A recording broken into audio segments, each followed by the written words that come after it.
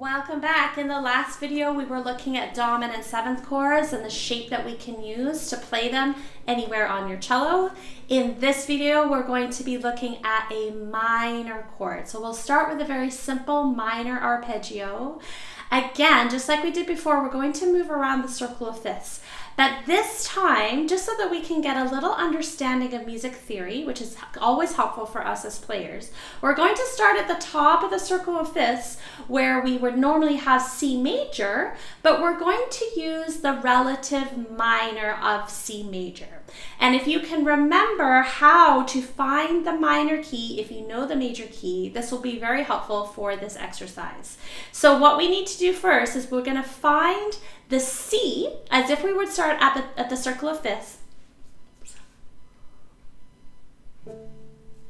So the first thing that we'll do is we're going to find C as if we were starting at the top of the circle of fifths. So we'll find the note C with 4 fingers on the G string, and then we're going to take away 3 half steps. And what that means is you're going to take away 3 fingers. So C, half a step, B, half a step, B flat, half a step, A.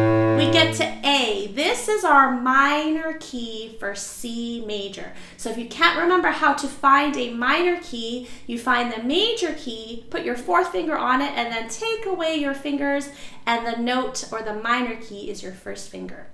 So we're going to be playing A minor, starting on A, and the pattern for this chord is 1st finger A, 4th finger no extension, because we're making a minor third, across to play E, C, A. We can audiate that, A, C, E, C, shape, 1, 4, 1, super simple. We're going to move around the circle of fifths. Each time, just to add a little complexity, we're going to figure out what the minor is with each one. So we started at the top with C major and we found the relative minor was A minor. If we go around the circle of fifths to G major, so if we played G with 4, take away 3 half steps, we get to E minor. So we can play E minor, E, 1, 4, 1, 4, 1. Moving around to what would be D major, 4 fingers. If we take away the fingers, we get to this note, which is B. We can't play a string across from B, so we're going to lower that B to a lower B on the G string. Find that B, and we're going to play B.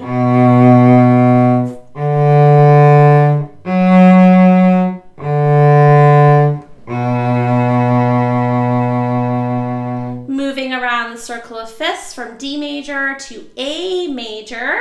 If we put our 4th finger on A, come down 3 half steps, we get to F sharp minor. So the pattern is 1, 4, 1.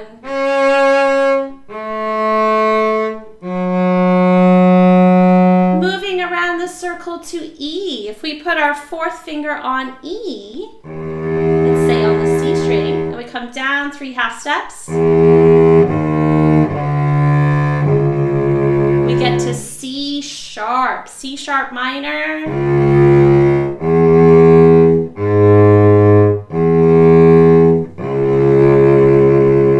Moving around the circle of fifths to B major, the relative minor of B major is 3 half steps below B. That's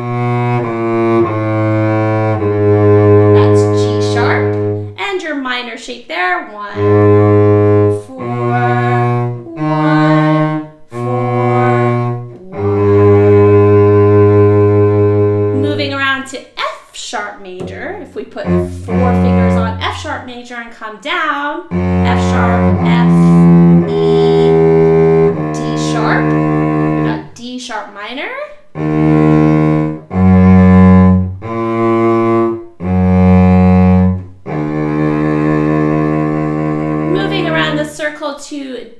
flat major. If you put your fourth finger on D flat, also known as C sharp, come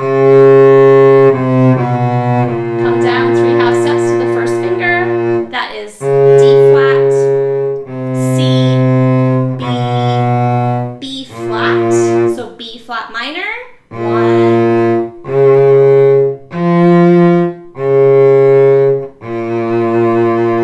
Moving around to A flat major, making that into minor. We have our fourth finger on A flat. Coming down 3 half steps, that's going to be G, G flat, F, F minor. So F.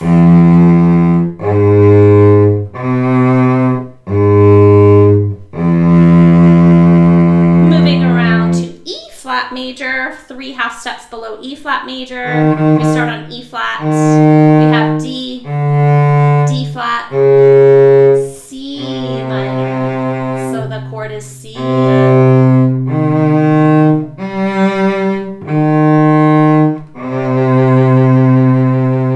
Then we move around to B flat major, fourth finger B flat major, coming down 3 half steps.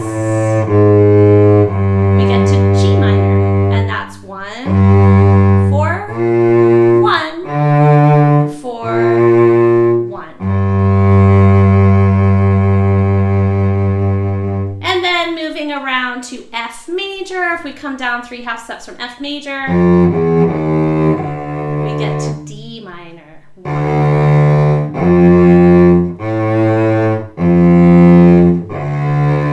And then we've come all the way around, full circle, to A minor.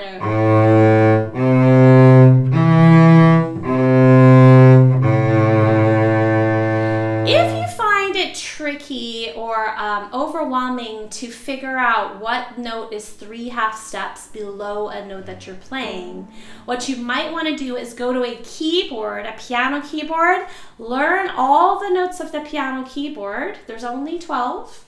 Sharps and flats, and then you can visualize going up and down the keyboard so that you can learn your half steps. As a musician, it's extremely important to know what your half steps are going up your fingerboard, and to know what your flats are going down. And this is true whether you're going to be playing sheet music or whether you're going to be improvising. It doesn't really matter. You need to be fully aware of what note you're playing at all times. This is really key to fingerboard geography.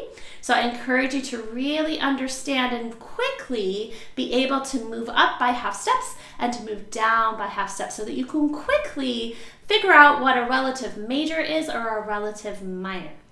So that was the minor chord shape. In the next video, we're going to look at the minor with the 7th on the top.